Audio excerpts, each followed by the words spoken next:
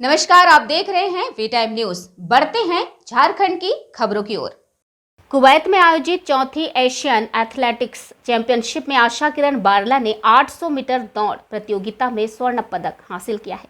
आशा किरण बारला ने under 18 Asian championship के पिछले रिकॉर्ड को लगभग 3 सेकंड पीछे छोड़ते हुए इस प्रतियोगिता में लगभग 2 मिनट 6 सेकंड के साथ पूरा कर इतिहास रच दिया है। बता दें कि गुमला जिले से लगभग 100 किलोमीटर दूर कामडारा प्रखंड के सुदूरवर्ती ग्रामीण क्षेत्र में पहाड़ों के बीच में नवाडी गांव की रहने वाली आशा किरण बारला की इस उपलब्धि पर जिले के उपायुक्त सुशांत गौरव ने बधाई दी है।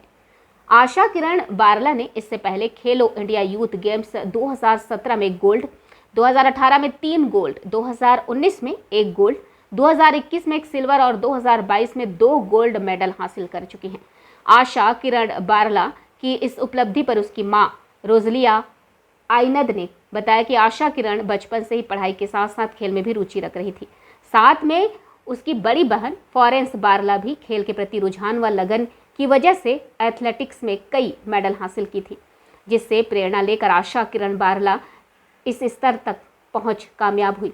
उसके पिता लगभग 6 वर्ष पूर्व कैंसर की वजह से उनकी मौत हो चुकी है और घर की आर्थिक स्थिति काफी खराब थी, जिसको देखते हुए तंगहाली और गरीबी की वजह से माड़ भात खिलाकर हम लोगों ने उसके खेल को हमेशा बढ़ावा दिया, जिससे वह यह मुकाम हासिल कर पाई है। लेकिन उनकी पारिवारिक स्थिति आज भी यथावत बनी हुई है, काफी तंगहाली में जीवन गुजर बसर कर रहे हैं।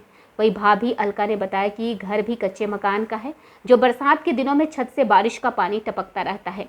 इसके साथ ही घर में आय के स्रोत नहीं होने की वजह से मजदूरी पर आश्रित हैं। आशा किरण के भाई सहित परिजन रोजी रोटी की व्यवस्था के लिए पलायन भी कर जाते हैं। इस पर विशेष तौर पर प्रशासन को ध्यान देने की जरूरत है। इसके साथ ही उन्होंने जिला प्रशासन का आभार प्रकट करते हुए कहा कि उनके घर पर जिला प्रशासन के द्वारा टीवी इन्वर्टर मुहैया कराए जाने के कारण पहली बार अपनी बेटी को इंटरनेशनल मैच का टीवी में सीधा प्रसारण में खेलते हुए देखा। लेकिन जिला प्रशासन को उनके घर और आर्थिक स्थिति में सुधार के लिए विशेष पैमाने पर ध्यान देने की मांग की है। बताइए। ठीक लगा थे, लेकिन इतना परेशान हुई हैं, लेकिन हमके कोनो नहीं मिला थे। पहले जैसा रहे वैसे ही एखन है हमार घर। हाँ, भूखे पियासे में मोर बेटी मन के कितना पढ़ुआ लो आज तक, फिर उसने मोर घर एखन इतना काम कर ला, फिर भी मोर घर उसने है। पैसा भी चाहिए और कौन काम घर भी चाहिए। आशा किरण बारला 800 किलोमीटर रनिंग की, फिर भी गोल्ड मेडल जीत गई।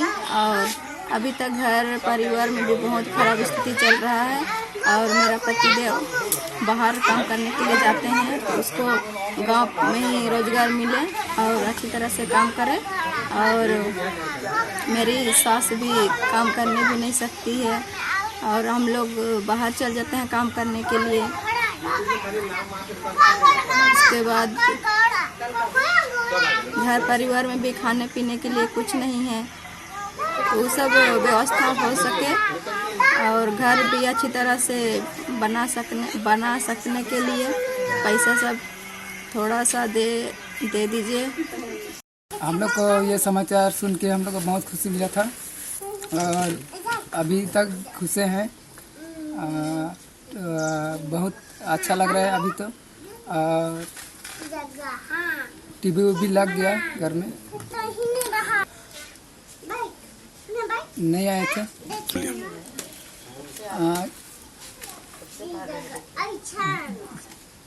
के बाद भी जिला प्रशासन हम लोग को देखने के लिए नहीं आए, इससे हम लोग को दुखी महसूस हो रहा है। कास्ट बोले तो बहुत कास्ट उठा के हम लोग बढ़ाए, थोड़ा बहुत हम भी मजदूरी करते करते थोड़ा माँ भी इधर उधर मजदूर करने जा रही थी और ऐसा धीरे धीरे करते करते। आशा किरण बारला का जब हम लोग कल समाचार में सुने कि वे कुवैत में उसका कल गेम है, तो हम लोग आशा कर रहे थे कि वो अच्छा गोल्ड मेडल प्राप्त करे, तो उसी तरह उसने किया, गोल्ड मेडल प्राप्त किया है। तो हम लोग बहुत, हमारे घर के लोग सब कोई अच्छी तरह से उसको नमन कर रहे हैं कि इस छोटे क्षेत्र से होके भी वे या भूखे रह के भी वो अपने मेहनत पे इतना लगन लगा के चली कि वो इतने आगे निकल गई कि हम लोग का देश विदेश पूरा झारखंड रोशन कर रहे हैं।